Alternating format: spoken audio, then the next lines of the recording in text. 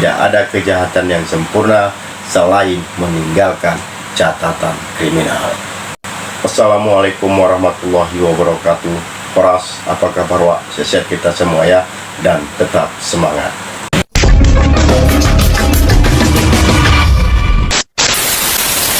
Oke Wak, jumpa lagi kita. Kali ini aku akan kembali membahas seputar kasus kriminal, di mana yang kita bahas kali ini merupakan video part kedua sambungan dari video sebelumnya. Sedangkan di video sebelumnya kita membahas adanya penemuan kerangka manusia yang ditemukan di dalam salah satu kamar rumah yang terletak di salah satu wilayah di Jawa Timur. Dari hasil pemeriksaan, ternyata kerangka manusia yang ditemukan itu merupakan korban pembunuhan yang dilakukan oleh anggota keluarga korban itu sendiri. Penasaran? Tanpa berlama-lama, yuk ikutin video selengkapnya di Cerita Kriminal.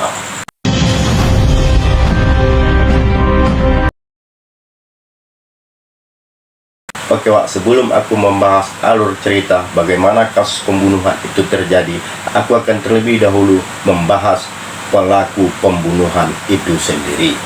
Jadi Wak, berdasarkan dari hasil pemeriksaan yang dilakukan oleh polisi, dari 4 orang saksi yang telah diperiksa, salah satunya ditetapkan sebagai tersangka. Dan penetapan status tersangka itu setelah polisi di sana mengantongi 2 alat bukti. Dan hasilnya pelaku yang telah ditetapkan sebagai tersangka itu merupakan suami korban itu sendiri. Saat ini polisi telah menahan pelaku pembunuhan sadis itu, yaitu seorang pria berinisial SH berusia 30 tahun. Kembali ke video sebelumnya, penetapan status tersangka itu rujukannya berawal dari penemuan kerangka manusia yang ditemukan ketika para pekerja bangunan hendak merenovasi rumah tersebut. Lantas apa penyebab kasus pembunuhan itu hingga terjadi? Penyebabnya adalah hadirnya orang ketiga di dalam bahtera rumah tangga antara pelaku dan korban ini. Dan dalam hal ini, dugaan perselingkuhan dari si korban ini pun menguap seketika. Diceritakan bahwa pelaku berinisial SH ini sebelumnya telah mengendus adanya perselingkuhan yang dilakukan oleh istrinya sendiri dengan seorang pria. Dari situlah bahtera rumah tangga Pak Sutri ini retak Wak. Dan keduanya sebelum kasus pembunuhan itu terjadi sempat pisah ranjang Wak. Nah, jadi korban si Fitriani ini dibunuh oleh pelaku pada siang hari, tepatnya di bulan Oktober tahun 2021 yang silam. Kemungkinan sebelum pembunuhan itu terjadi, pasangan suami istri itu di rumah mereka sempat cekcok mulut Wak. Dari situlah si tersangka ini kemudian mengayunkan sebuah balok ke arah tengkuk belakang korban. Dan korban pun seketika itu pula roboh ke lantai. Nah, melihat situasi itu, si tersangka ini pun kemudian panik dan parahnya Wak.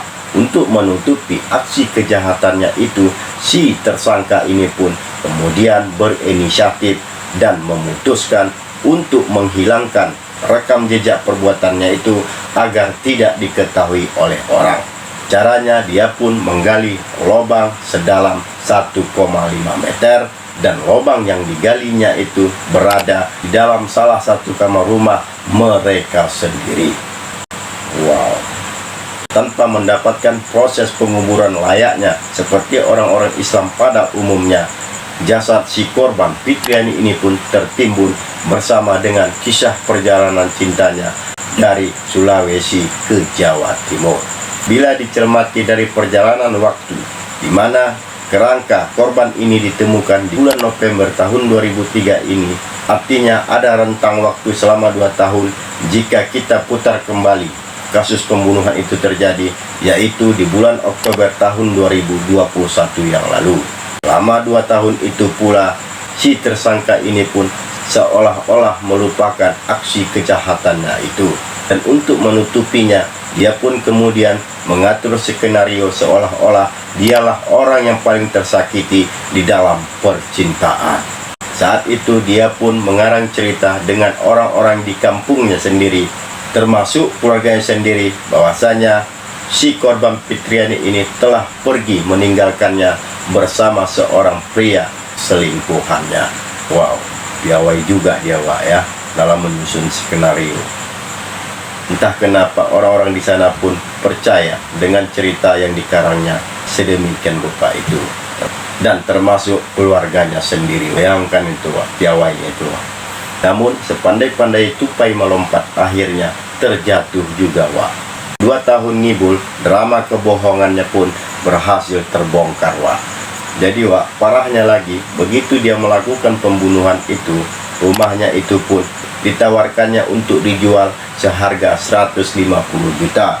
Namun lakunya seharga 105 juta dan pembelinya adalah kakak iparnya sendiri berinisial SR. Nah, singkatnya Wak, setelah transaksi jual beli rumah itu pun dilakukan antara kedua belah pihak ini, si tersangka ini pun menyarankan agar si pembeli, yaitu kakak iparnya itu, untuk tidak membuka salah satu kamar yang dijadikannya sebagai kuburan istrinya itu.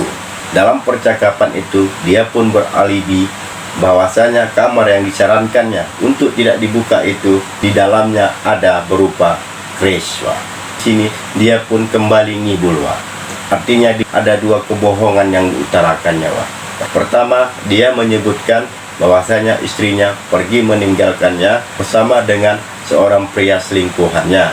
Dan yang kedua, salah satu kamar di rumahnya itu tidak boleh dibuka dengan alasan di kamar itu ada kris Wak. Dalam hal ini dia cukup piawai Wak, kita akui itu. Dia piawai dalam hal ngibul ya Wak ya.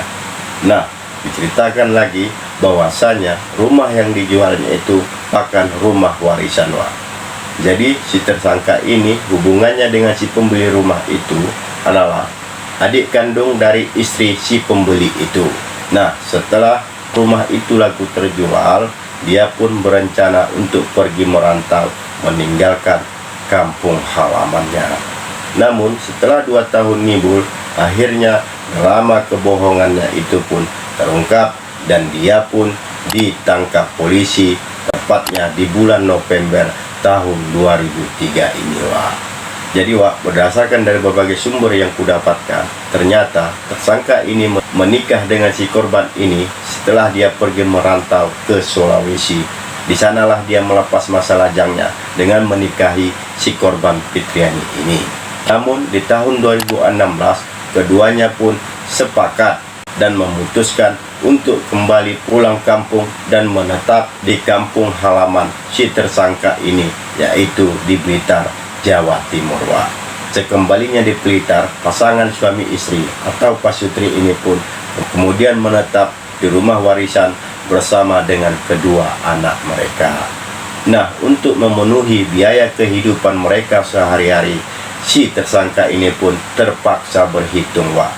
Dan dari hasil hitungan itu, dia pun kemudian memutuskan untuk berdagang bersama istrinya dengan membuka warung kopi Wak. Nah, seiring waktu, selama mereka membuka warung kopi, dari situlah kemungkinan petaka pembunuhan itu terjadi. Faktornya adalah seperti yang kusebutkan di atas tadi, yaitu hadirnya orang ketiga. So, dari saya tidak ada kejahatan yang sempurna selain meninggalkan catatan kriminal. Demikian, tetap semangat, sampai bertemu di episode berikutnya. Assalamualaikum.